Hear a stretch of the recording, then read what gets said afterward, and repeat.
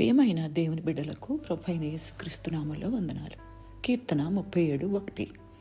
చెడ్డవారిని చూచి వ్యసనపడకుము అంటున్నాడు దావీదు. ఇది మరో ప్రశస్తమైన కీర్తన. దావీదు ఈ కీర్తనను తన వృద్ధాప్యంలో రచించాడు. 25వ వచనంలో ఇప్పుడు నేను ముసలివాడనై ఉన్నాను అన్నాడు.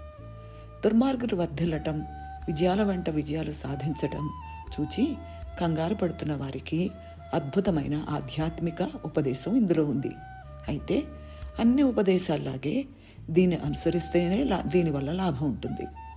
దుర్మార్గులు వర్ధిల్లడం విషయం ఈ కీర్తనలో 8 హెచ్చరికలు లేక ఆదేశాలు ఉన్నాయి. వచనం 1, 3, 4, 5, 7, 8, 27, 34లో ఉన్నాయి.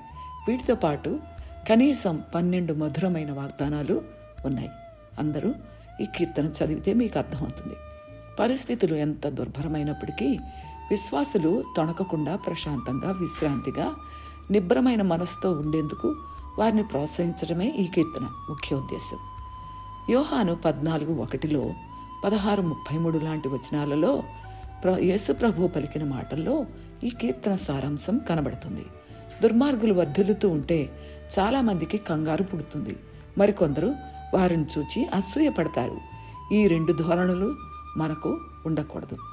సామెతలు 24:19లో దుర్మార్గులను చూచి నీవు వ్యసనపడకుమో, భక్తిహీనుల ఎడల మత్సరపడకుమో అంటున్నాడు.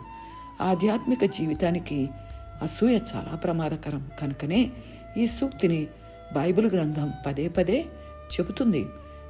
కీర్తన 73:3లో కూడా నేను మత్సరపడి తిని అంటున్నాడు ఆసాపు.